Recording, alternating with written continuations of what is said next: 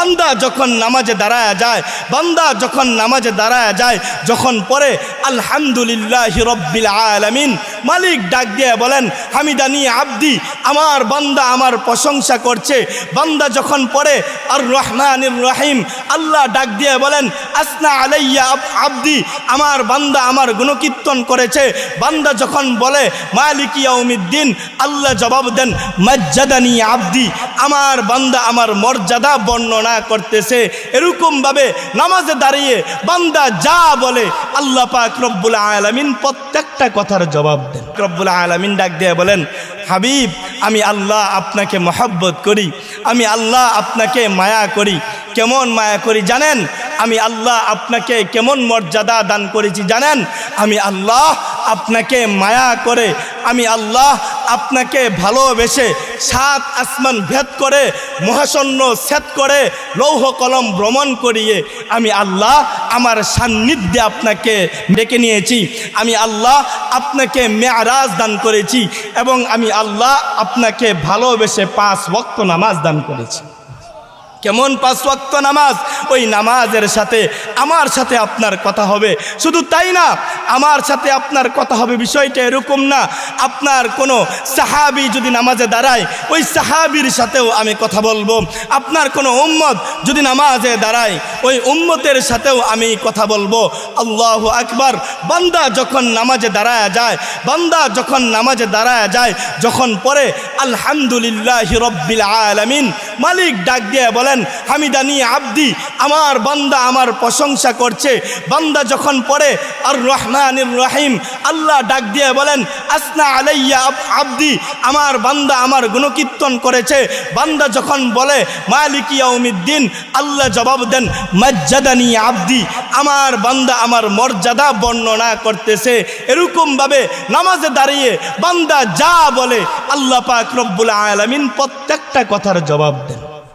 আল্লাহ ডাক দিয়ে বলেন হাবিব, শুধু তাই না, আমি আপনাকে কেমন ভালোবাসি জানেন?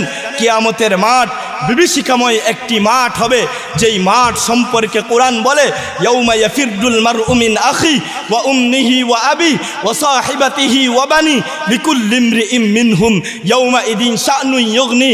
যেই মাঠ সম্পর্কে কোরআন বলে বাবা ছেলেকে চিনবে না, ছেলে বাবাকে চিনবে না, মা ছেলেকে চিনবে না, ছেলে মাকে চিনবে না, মেয়ে বাবাকে চিনবে না, বাবা মেয়েকে চিনবে না, মেয়ে মাকে চিনবে না, মা মেয়েকে চিনবে না, ভাই ভাইকে চিনবে না, বোন বোনকে চিনবে না, স্বামী স্ত্রীকে চিনবে না, বন্ধু বন্ধুকে চিনবে না। ওই বিভীষিকাময় সময়ে হাবিব আমি আল্লাহ আপনাকে ভালোবেসে আপনাকে আমি এমন একটা বিষয় দান করব যে আপনি আপনার গুনাহগার উম্মতগুলোকে চিনবেন, আপনি তাদের জন্য সুপারিশ করবেন, আপনি তাদেরকে সাথে নিয়ে জান্নাতে যাবেন। আল্লাহ ডাক দিয়ে বলেন হাবিব, শুধু তাই না, আমার ভালোবাসা এতটুক, শুধু তাই না, আমি আপনাকে কেমন ভালোবাসি জানেন? কিয়ামতের মাঠ বিভীষিকাময় একটি মাঠ হবে, সূর্যটা নিচে চলে আসবে, জমিনটা তামার ন্যায় হয়ে যাবে, জমিনটা তামার ন্যায় হয়ে যাবে, মানুষগুলো হাই হুতাশ করতে থাকবে, মানুষগুলো পেরেশান হয়ে যাবে, মানুষগুলো পেরেশান হতে আরম্ভ করবে, মানুষগুলো সিদ্ধান্ত নেবে হারে আফসোস, হারে আফসোস আমরা কার কাছে যাব? আজকের এই বিভীষিকাময় সময় এমন একটা হালত হবে, কারো কারো গুনার কারণে হাঁটু পর্যন্ত সে ডুবে থাকবে, গুনাহের কারণে কেউ কেউ কোমর পর্যন্ত ডুবে থাকবে, কেউ কেউ ঘামের কারণে গুনাহ যতটুক পরিমাণ সেই পরিমাণ অনুযায়ী কেউ কেউ গুনার মধ্যে সাঁতরাতে থাকবে, মানে ঘামের মধ্যে সাঁতরাতে থাকবে। ওই বিভীষিকাময় সময়ে যখন মানুষগুলো পেরেশান হয়ে হজরতে আদম নবীর কাছে গিয়ে বলবেন ইয়া আবানা, হে আমাদের পিতা, আপনি তো পৃথিবীর প্রথম মানুষ, আপনি তো আমাদের আদি পিতা, আপনি আল্লাহর কাছে সুপারিশ করুন। হজরতে আদম নবী বলবে নফসি নফসি, আমার পক্ষে সম্ভব না। ডাক দিয়ে বলবে ইযহাবু ইলা নূহ, তোমরা নূহ পয়গম্বরের কাছে যাও। মানুষগুলো পেরেশান হয়ে যাবে, মানুষগুলো পেরেশান হয়ে হযরতে নূহ পয়গম্বরের কাছে যাবে।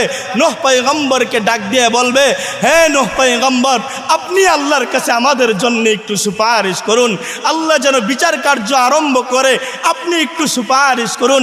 হযরতে নূহ পয়গম্বর বলবে, নফসি নফসি ইযহাবু ইলা ইব্রাহিম, তোমরা ইব্রাহিম পয়গম্বরের কাছে যাও।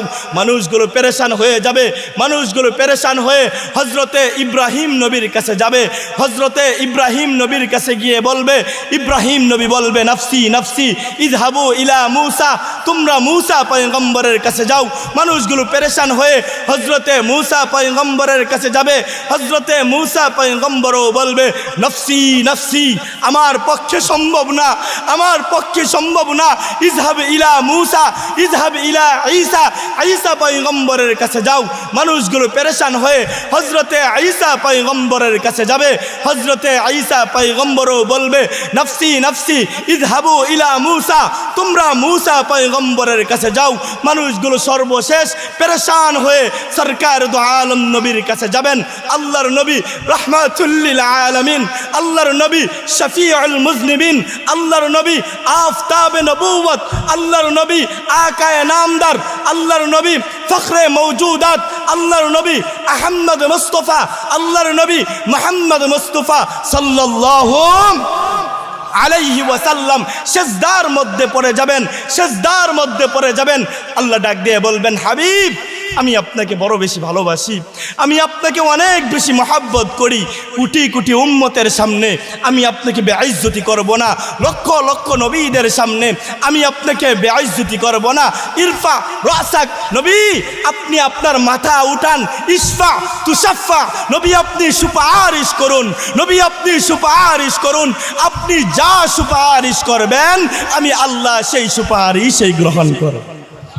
আল্লাহ ডাক দিয়ে বলেন, হাবিব, আমি আপনাকে ভালোবাসি। ওরাফা'না লাকা যিকরাক, আমি আপনার নাম, আপনার শান আমি আল্লাহ উঁচু করেছি। সুতরাং স্পষ্ট আমাদের কথা, আমার নবীর শান কে উঁচু করেছেন? আরো জোরে আওয়াজ দিতে হবে, আমার নবীর শান কে উঁচু করেছেন?